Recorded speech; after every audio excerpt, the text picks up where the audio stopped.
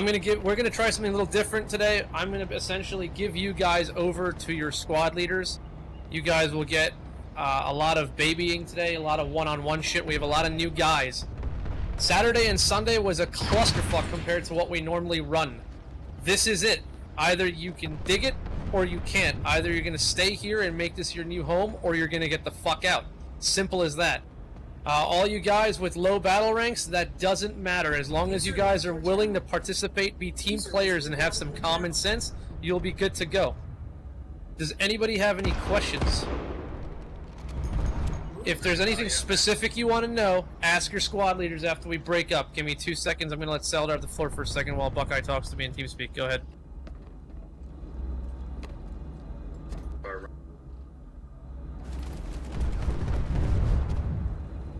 Saldar, you're supposed to talk.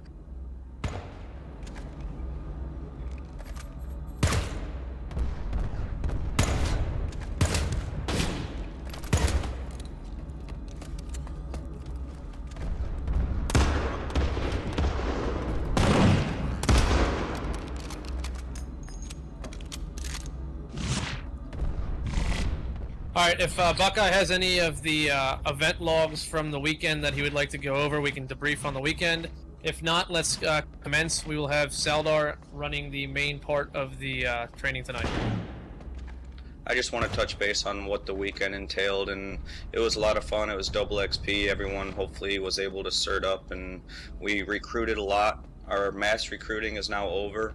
We want to work with you guys that we have right now. We've had a couple squad leaders step up and do really well. We have potential in some squad leaders, but right now we're running 2 DREV platoons a night with only 20 people, 20 DREV guys in each platoon. That's not being effective from my experience the past week.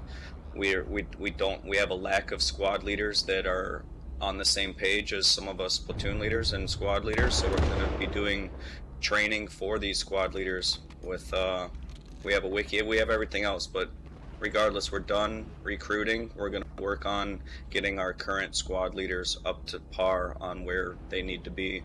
So hopefully you guys stick around. It's going to be a lot of fun. Alright, first thing I want to say, and you guys get this drilled into you all the time, go to Walmart, go to Target, go to Shopko, go to Office Max, go to Office Depot, go to Staples. Go to one of these places after you have spent 5 minutes going through your couch and finding all the change you can. Spend $4.99 to $9.99 on a little boom mic so that if we say, "Are you there?" you can push your button and say, "Yes, I am." You don't have to talk other than that. You just need to have a head. You just need to be able to communicate every once in a while. It's not important that you talk all the time. We just need to be able to hear you once in a while. Just a couple of dollars and you can participate, and we need that. So please make that happen. First thing I want to really go over here, there's a, you guys I'm sure have heard it every once in a while here and there, the Saldarian tank column. For one, I hate that name. Call it Gambit Sierra, or call it a tank emplacement. Or call it Saldarian column, whatever, I don't care. But no one here probably knows exactly how to pull it. It should only take 60 seconds to have it spawned and on the field. I'm just gonna basically talk to my squad, Charlie's squad, in platoon as if I'm talking in squad chat, and get this organized as quickly as I possibly can. So I'm gonna need everybody in Charlie's squad paying very close attention and following my instructions to the letter. And before I do this, I wanna go over with you guys. On training nights, when we give orders, it happens immediately. Everybody listens, everybody pulls the class we want them to, everybody does exactly what we need them to immediately. And training nights, we generally have the best time. We have the most effective fights, because on training night, everybody follows orders to the letter. But on regular nights, people don't do that, and we need this to stop. We need everybody to take every single day of the game like it's a training day, like it's a training night. Follow orders immediately. Even if you're not super good at pulling an engineer, or you're not super good at pulling a vanguard, if you don't have a super pimped out Sunderer, pull it anyway. If you're asked to pull it anyway. If you are not told to pull a lightning, don't pull a fucking lightning. there's a very good reason why we don't want people pulling random vehicles at random times. We need you to have your cooldowns available. We need you to have your points available when we tell you to pull something. So, need you guys to pay attention to that and follow these orders all times. I'm not going to waste too much of your time here, so we're going to get right into it. The more you guys listen to orders and the more you work with us and do things successfully, the more fun and success you guys will have. It is a two-way street. Get shit done, and you will have fun. Fail, and you will continue to get fucked over and over again. Go ahead. Alright, Charlie Squad. Orders are in text. Read platoon chat and pull these assignments. If your class is not... If you're pulling a vehicle, I want you pulling an engineer immediately before you pull your vehicle. I want 3 vanguards out there, and I want everybody that was not assigned to pull a vehicle to get out by the vehicle pads immediately.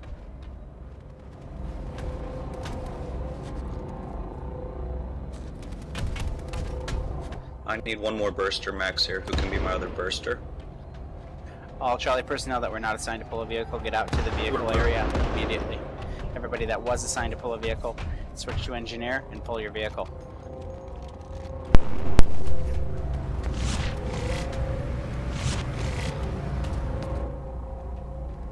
Who's pulling,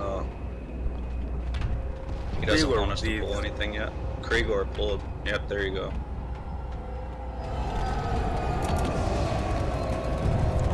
Come on, guys. Go. Clock's a ticking. My guys, on me. Alpha Bravo. Line up here. Perpendicular with the gate stairs. Perpendicular with the gate stairs. Line up.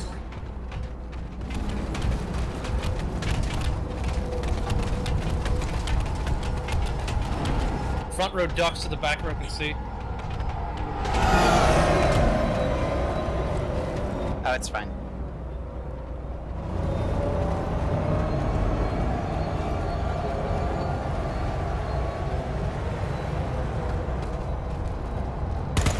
Okay, so I don't have a full squad. But if I did, I'd have 10, 11, 12 hop in the gunner turrets for the vanguards right now. Oh, I do have a full squad. Alright, 10, 11, 12 get in the turrets for the vanguards. Everybody else get in the center.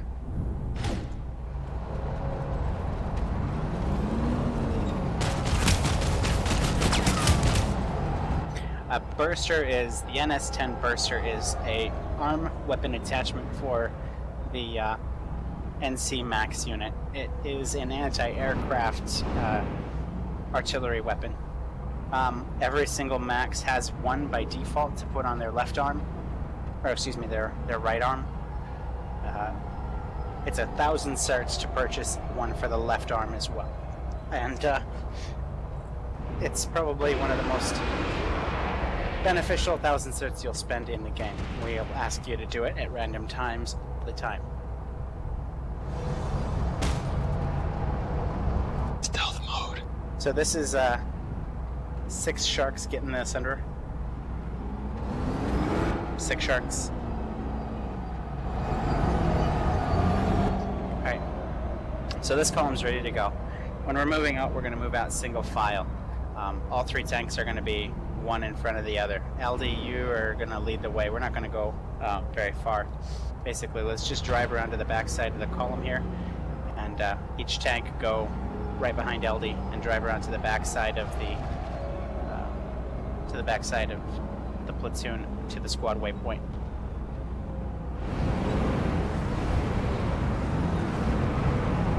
Send or follow the tanks. As soon as these tanks get to the squad waypoint, they're basically just going to stop, turn right, and then move forward. Each tank, when it gets into position, is going to be touching. Each side of each tank is going to be touching the other side. So all 3 tanks are exactly right next to each other, where there's no room for even infantry to run between them. As soon as the tanks are in position, the Sunderer deploys. The Sunderer doesn't have an AMS because it's VR and he didn't put anything on it. But the engineers can literally just sit back here and repair constantly, while the bursters are protected by the Sunderer and by the vanguards. And anything that gets close to this as far as air goes is going to get hit by 2 bursters and whatever attachment is on the Maxes in the Sunder. If you are in a heavy air situation, the Sunder can have 2 A40 Rangers, the Sunders can have A40 Rangers, and you have 2 burster Maxes. There isn't a single fucking thing in the sky that can survive that. We can take down a galaxy in seconds with that much anti-aircraft artillery. We ran this formation on the salt flats on Indok a couple months ago. This exact formation. We killed probably around 60 enemy TR prowlers, and we lost 1 Vanguard in a span of 30 minutes after killing 60 tanks. I don't know how many Lightnings, I don't know how many Sunders were with that, but I made almost 500 certs that night. This is an incredibly effective formation. It should only take about 60 seconds to position. When you're moving with it, you're going to move out single file. And when you get to a point, you're going to stop. You're going to put them perpendicular, and you're just going to shoot anything that comes your way. When it's time to move, everybody's going to basically do a right face or a left face and move out horizontally. Is there any questions about this column? Is anybody lost? And I just feel like there's a lot of people that are lost. Everyone come over here behind the tanks. If you're totally lost of what's going on, Saldar, get your guys grouped up. If you guys look on the wiki, you'll see that, if you guys get on the wiki, you'll see this formation, and what it is 2 burster Maxes and all your engineers in the squad. There's 6 of them in this pool. All of them sit right here, right behind this tank, right up its ass, and keep it up. Especially if a tank column's coming, your engineers sit here and repair these tanks. You are designated which tank to keep repaired, and you guys repair, especially if tank columns are coming in. Burster Maxes are taking out any air that comes in, and if we have air support up, this will be a great spot. It'll be a platoon waypoint or a squad. It'll be usually a platoon waypoint on this spawn point, and you guys can bait air over to this position because we're going to have 2 burster Maxes. You're going to have guys manning the guns inside the Sunder, and you're going to have friendly support spawning at this SAMS Sunder right here all the time. It should be an ammo Sunder, so you guys need to start into an ammo Sunder if you're going to be pulling the Sunder in this tank column. Again, the engineers are key to keeping this thing alive. Okay. There's a doubt in the chat. The Sunder is an ammo Sunder, repair Sunder. Yo, Bug, we have Liberty watching us. These tanks run out of ammo fast. I mean, literally, if you're placed correctly, you will never stop firing. And these tanks will be constantly out of ammo if you don't have an ammo Sunder. Spotted enemy transport. It wasn't until we lost our ammo Sunder that column that I ran that one night went to shit. We lost our ammo, and then it went to hell because we had to fall back to try and get somewhere with ammo, and we were pretty much empty barrels. The TR just never stopped coming, so we eventually got overwhelmed. But this is... Damn it, people, we're trying to do a training op too. Last night when yeah, that's really important. Like I said, we say we're gonna do this and you don't get assigned to pull a Vanguard. If you pull a Vanguard anyway, not only am I gonna be super pissed at you, you're not gonna get repaired. You're fucking everything up. You're messing up my positioning. And you're creating, if my engineers do repair you, you're creating a situation where I have more tanks to repair than I have personnel that should be dedicated to repair them. So you're not only making me take resources off of my 3 main tanks that I need to be repairing, you're creating a situation where you're just making a big liability for the entire group. I need 3 tanks. This is what is sustainable by a 12-man squad. This is what I need, and I need nothing more.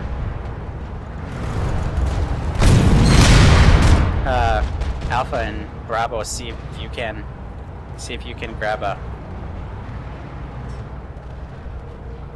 column up.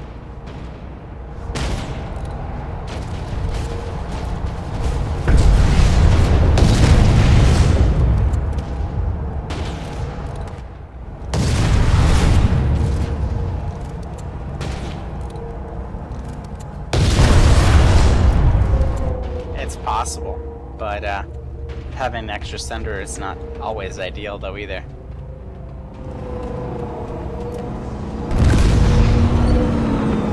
It just makes another thing that we have to watch and have to repair.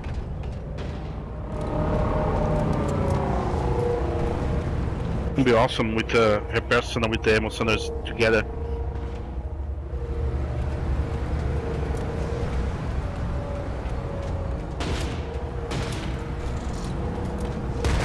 And more 2 tanks.